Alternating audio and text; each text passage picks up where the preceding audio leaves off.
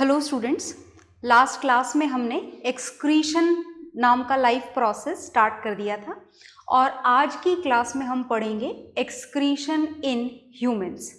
Humans में excretion कैसे होता है उसके लिए बहुत कुछ मैंने ऑलरेडी ड्रॉ कर रखा है बोर्ड पर, देखिएगा।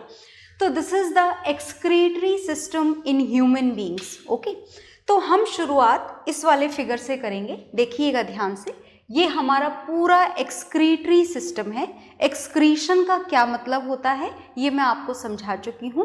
That is the removal of waste product from the body and the main waste product is urea which is a nitrogenous waste. Is it okay?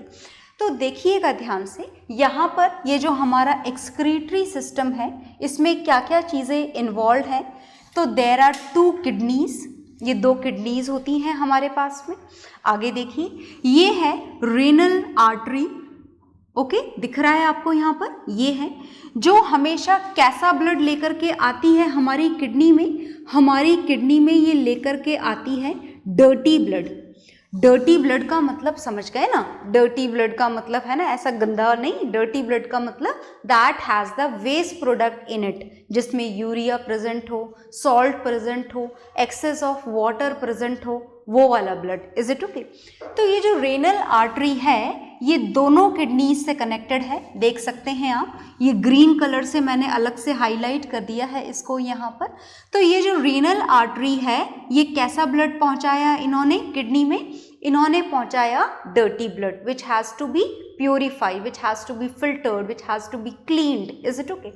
और किडनी में इसमें क्या हुआ होगा? किडनी में फिल्टर हुआ, ब्लड में कैसे फिल्टर हुआ वो मैं आपको बाद में बताऊंगी। पर फिल्ट्रेशन के बाद में जो ब्लड है वो क्या हो जाता है? क्लीन हो जाता है। उसमें से सारे वेस्ट प्रोडक्ट क्या हो जाते हैं? रिमूव हो जाते हैं। तो after the removal of all these waste product जो आपका ब्लड है वो कैसा बन जाता है? क्लीन। और जो क्लीन ब्लड है उसे ये रेनल वेन आपको दिखाई दे रही होगी, दिस वन, ये दोबारा से इस क्लीन ब्लड को कहाँ पर सप्लाई कर दिया करता है? आपकी बॉडी के अंदर। अब किडनी में क्या बचा? अब किडनी में बचा वेस्ट। वेस्ट का मतलब क्या होता है? वेस्ट का मतलब होता है urea, excess of water and some salts. Is it okay? तो ये जो वेस्ट है इस वेस्ट को हम बोलते हैं यूरिन। ये हमारी बॉडी से कौन सी फॉर्म में रिमूव होता है? ये हमारी बॉडी से यूरिन की फॉर्म में रिमूव होता है। मतलब ये जो यूरिन है ये यूरिन यहाँ से इस यूरेटर के थ्रू, किसके थ्रू? यूरेटर के थ्रू ये यूरिन कहाँ पर पहुंचा दिया जाता है? ब्लैडर में। आप चाहें तो इसे ब्लैडर बोलें और चाहें तो उसका पूरा नाम यूरिनरी ब्लैडर भी आप बोल सकते हैं। इस यूरिनरी ब्लैडर का काम होता है यूरिन को टेम्परेरीली स्टोर करना। Is it okay? आ गई बात समझ में? तो ये आपका जो यूरिनरी ब्लैडर है ये यूरिन को टेम्परेरीली स्टोर करता है। Is it okay? और finally after a certain limit, is it okay, ये यूरेथ्रा के थ्रू आपकी बॉडी से यूरिन की फॉर्म में रिमूव हो जाता है। आ गई बात समझ में? तो ये है हमारा एक्सक्रीटरी सिस्टम।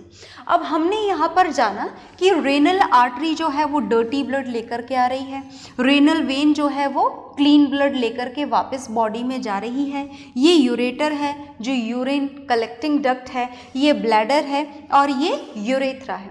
अब हमें ये जानना है कि आखिर हमारी किडनी में ब्लड का फिल्ट्रेशन कैसे हुआ, ये जानना है। Is it okay? तो देखिएगा, उसके लिए हमने ये किडनी भी बना रखी है, ध्यान से सुनिए। देखिए, ये है आपकी वही same renal artery and this renal artery is connected with this tubular structure and finally with this structure and this structure, look here, and this structure is known as glomerulus. क्या बोला जाता है इसको? ग्लोमेरुलस इसे बोला जाता है, इस स्ट्रक्चर को। Is it okay? और इसके नीचे ये जो कप शेप्ड स्ट्रक्चर आपको दिखाई दे रहा है, इस कप शेप्ड स्ट्रक्चर को बोला जाता है बोमैन्स कैप्सूल। क्या बोला जाता है? Bowman's capsule. ओके, तो देखिएगा, और फिर ये नाम मैंने लिख रखे हैं सबके। This part is known as tubule and this is the urine collecting duct and this is the ureter which carry this urine into the urinary bladder. तो now we are going to know that how this kidney work, कैसे काम करती है ये kidney. तो सुनिएगा ध्यान से। देखिए ये हमारी रेनल आर्टरी है, ये डर्टी ब्लड यहाँ पर लेकर आई, ये डर्टी ब्लड यहाँ से यहाँ पहुँचा। और एक मिनट रुकिए, मैं ग्रीन लेकर आती हूँ कलर, ताकि आपको ढंग से समझ में आए। लुक हियर, देखिएगा ध्यान से। यहाँ पर जो ये वाली जो मेम्ब्रेन आपको दिखाई दे रही है, दिस वन है ना, दिखाई दी आपको ये वाली membrane, and this one, these two membranes दिखाई दे गई। ग्लोमेरुलस की नीचे वाली मेम्ब्रेन और बोमेन्स कैप्सूल की ऊपर वाली मेम्ब्रेन। ये मेम्ब्रेन्स कैसी होती हैं? ये दोनों मेम्ब्रेन्स होती हैं सेमी परमिएबल मेम्ब्रेन। कैसी मेम्ब्रेन होती हैं? Semi permeable. और सेमी परमिएबल का मतलब आप समझते हैं, semi permeable is that membrane through which something can pass, some of the material can pass, जिसमें से कुछ मटीरियल पास हो सके, उसी मेम्ब्रेन को क्या बोला जाता है? सेमी परमिएबल मेम्ब्रेन, है ना। तो चलो अब देखो, ये जो सेमी परमिएबल मेम्ब्रेन है, इसमें से ये जो यहाँ पर क्या आ चुका है, यहाँ पर ब्लड आ चुका है। और कैसा ब्लड आया है? Dirty blood. कहाँ पर आया है डर्टी ब्लड? ग्लोमेरुलस में। ये जो आपको दिख रहा है ना क्लम क्लम जैसा स्ट्रक्चर, यहाँ पर कैसा ब्लड आ गया है? Dirty blood. और डर्टी ब्लड में से क्या हो रहा है आप देखना, यहाँ पर ये देखो, यहाँ पर आया, यहाँ पर क्या आएगा? यहाँ पर जो भी आएगा उसको बोला जाता है फिल्ट्रेट। क्या बोला जाता है उसको? उसको फिल्ट्रेट बोला जाता है। अब चलो मैं यहाँ पर लिख देती हूँ कि यहाँ से जो फिल्टर होकर के इस बोमेन्स कैप्सूल में जो फिल्ट्रेट आया है, जरा ध्यान से सुनना। इस फिल्ट्रेट के अंदर क्या क्या चीज़ें होती हैं? When we talk about this filtrate, तो it has a lot of contents in it. बहुत सारे कंटेंट होते हैं इसके अंदर। इस फिल्ट्रेट में प्रेजेंट होता है पहले तो एक्सेस ऑफ वाटर। देखो पानी आपकी बॉडी को जितना चाहिए होता है उतना पानी क्या होता है कि आपकी बॉडी में रह जाता है, और बाकी का जो पानी है वो यहाँ पर आ जाता है। किस में आया है पानी? बोमेन्स कैप्सूल के अंदर पानी आया है। इस पानी के साथ में इसमें प्रेजेंट होता है मेन वेस्ट प्रोडक्ट। मैं बार बार आपको बता रही हूँ कि मेन वेस्ट प्रोडक्ट क्या होता है हमारी बॉडी का? यूरिया। Is it okay? आगे देखिएगा, जो और चीज़ आती हैं वो होती है सॉल्ट्स, ढेर सारे सॉल्ट्स। Is it okay? और प्लस इस फिल्ट्रेट में जो और निकलता है वो होता है एमिनो एसिड्स। क्या होता है? Amino acids. एक चीज़ और होती है, दिस इज ग्लूकोज। तो ये जो नाम मैंने आपके सामने यहाँ पर मेंशन करे हैं, दे आर वेरी इंपॉर्टेंट। आपको याद रखना है इन नामों को। दोबारा देख लीजिए, इस फिल्ट्रेट में जो ग्लोमेरुलस से फिल्टर होकर के बोमेन्स कैप्सूल में एंटर हो रहा है, इस फिल्ट्रेट में क्या क्या प्रेजेंट है? Excess of water plus urea plus excess of salts and amino acids and glucose. ये सारी चीज़ें प्रेजेंट हैं। कहाँ पर प्रेजेंट हैं? जो यहाँ पर अब एंटर हो चुका है। क्या एंटर हुआ है यहाँ पर? आपका ब्लड फिल्टर होकर के यहाँ पर एंटर हुआ है। और देखो मैंने ये रास्ता बनाया ना, ये पूरा रास्ता, ये यहाँ से लेकर यहाँ तक का रास्ता, ये ये जो रास्ता आपको दिखाई दे रहा है, इस रास्ते में आपके इस फिल्ट्रेट में से काम की चीज़ें ब्लड कैपिलरीज के थ्रू दोबारा रीएब्जॉर्ब कर ली जाती हैं। कौन रीएब्जॉर्ब कर लेता है उनको? Blood capillaries. क्या क्या रीएब्जॉर्ब हो जाना चाहिए आपकी बॉडी में, जरा सोच के बताइए। क्या एक्सेस ऑफ वाटर? नहीं, ये तो रिमूवल होना चाहिए। पर हाँ, बहुत ज़्यादा पानी है, बहुत ज़्यादा पानी का यूरिन के थ्रू रिमूवल रिक्वायर्ड नहीं है, वो वापस रीएब्जॉर्ब हो जाता है। तो एक्सेस ऑफ वाटर में से पूरा वाटर तो नहीं, पर some of the water will be reabsorbed by the body. Some salts will be reabsorbed by the body. Some amino acids will be reabsorbed by the body. A particular part of glucose will be reabsorbed by the body with this part. इस tubule से दोबारा से क्या कर लिए जाते हैं? Reabsorb कर लिए जाते हैं। Is it okay? और फाइनली इस आपके वेस्ट पार्ट में फिर क्या बचता है? Excess of water and urea. और फाइनली आप उसे क्या बोलते हैं? आप उसे बोलते हैं urine. And this is the urine collecting duct. ये यूरिन कलेक्टिंग डक्ट इस यूरिन को कलेक्ट करके इस यूरेटर के थ्रू कहाँ पहुंचा देगी, इस यूरेटर के थ्रू इसे पहुंचा दिया जाएगा यूरिनरी ब्लैडर में, जहां से ये फाइनली क्या हो जाएगा, रिमूव किसके थ्रू, यूरेथ्रा के थ्रू। अब अगर आप इस फिगर को ध्यान से देखें तो देखिए ये यूरिन कलेक्टिंग डक्ट है, पर ये एक तो नहीं है, ढेरों हैं। यहाँ से भी यूरिन कलेक्ट हो सकता है, यहाँ से भी यूरिन कलेक्ट हो सकता है, यहाँ से भी यूरिन कलेक्ट हो सकता है, यहाँ से भी, यहाँ से भी और यहाँ से भी। ये तो आपको 5-6 जगह ही दिख रही हैं, पर जो ओरिजिनल किडनी होती है अगर असली वाली, उसमें ऐसी और भी बहुत सारी डक्ट होती हैं। Is it okay? तो अब सुनिएगा कि ये जो हमने एक यूनिट बनाई है बोमेन कैप्सूल और ट्यूब्यूल की, इस यूनिट को बोला जाता है नेफ्रॉन। क्या बोला जाता है इस यूनिट को? नेफ्रॉन। आप स्पेलिंग याद रखें, उसके लिए मैं यहाँ बोर्ड पर लिख देती हूँ। This unit is known as nephron. क्या बोला जाता है इसको? नेफ्रॉन बोला जाता है। और अगर बात एक किडनी की जाए तो million of nephrons are there in our each kidney, है ना, मतलब दोनों किडनी को मिला दो तो ढेरों नेफ्रॉन्स प्रेजेंट होते हैं। और ये नेफ्रॉन्स अपना अपना पार्ट ब्लड का फिल्टर करके अपना अपना फिल्ट्रेट यूरिन जो है वो इस यूरेटर में पहुंचा दिया करते हैं। तो this is the way in which this excretion process in humans is done. आ गई बात समझ में? मैं एक बार आपको और बताना चाहती हूँ, दोबारा से देखेंगे आप। यहाँ पर क्या हुआ, यहाँ पर ये रीनल आर्टरी है। इस रीनल आर्टरी ने कैसा ब्लड लेकर के आया? ये renal artery dirty blood which has the waste product in it.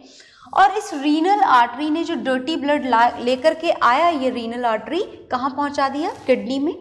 अब किडनी में क्या हुआ वो यहाँ पर देखिए, ये किडनी है आपकी। इस किडनी में है ये ग्लोमेरुलस और ये बोमेन्स कैप्सूल। ऐसे ग्लोमेरुलस, बोमेन्स कैप्सूल और ट्यूब्यूल कितने होते हैं हमारी किडनी में? ढेरों होते हैं, है ना, million, 1 million nephrons are there. Is it okay? तो देखिए यहाँ पर क्या हुआ, मैं दोबारा याद दिला रही हूँ। ये रीनल आर्टरी ब्लड लेकर के आई, यहाँ पर ब्लड पहुँचा। कैसा ब्लड पहुँचा? Dirty blood. और ये जो डर्टी ब्लड यहाँ पर पहुँचा, इस डर्टी ब्लड में से क्लीनिंग हुई, ग्लूकोज फिल्ट्रेट यहाँ पर पहुँचा सेमी परमिएबल मेम्ब्रेन के थ्रू। और इस फिल्ट्रेट में क्या प्रेजेंट है? इस फिल्ट्रेट में प्रेजेंट है ग्लूकोज, ये लिखा हुआ है यहाँ पर, मेंशन्ड है, glucose, amino acids, more salts, जो भी एक्सेस सॉल्ट है आपकी बॉडी के, urea and excess of water. आ गई बात समझ में? अब ये सारी चीज़ें कहाँ पहुँच चुकी हैं? यहाँ पहुँच चुकी हैं। क्या सारी चीज़ें रिमूव कर दी जाएंगी? नहीं।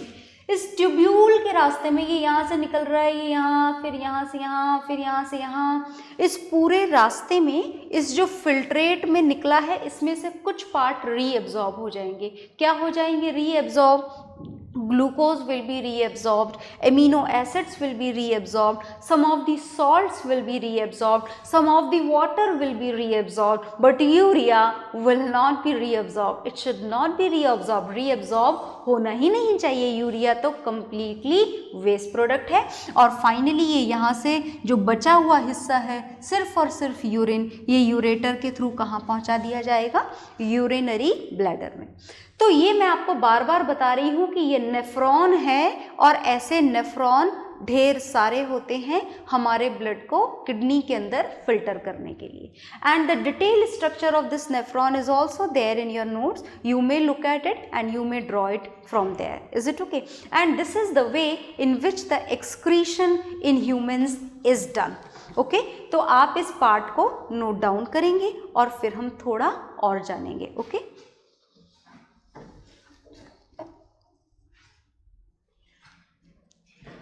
हाँ जी, तो आपने ये नोट डाउन कर लिया होगा और नोट डाउन करने के बाद में अब हम थोड़ा सा और जानेंगे इस एक्सक्रीशन के बारे में। बहुत ध्यान से सुनेंगे आप लोग कि आखिर हमें और क्या जानना है। ध्यान से देखिए, तो इस एक्सक्रीशन के बारे में हमें ये जानना है कि आखिर इस एक्सक्रीशन प्रोसेस को कंट्रोल करने का काम कौन करता है। ओके, देखो जी, इस एक्सक्रीशन प्रोसेस में जो वाटर का अमाउंट आपकी बॉडी से रिमूव हो रहा है, इट शुड बी कंट्रोल। और आपने देखा भी होगा कि अगर आप पानी ज़्यादा पीते हो तो आपको बार बार यूरिन जाना पड़ता है ना। पानी कम पीते हो तो यूरिन का फॉर्मेशन भी कम होता है। क्या ये बात सही है? बिल्कुल सही है।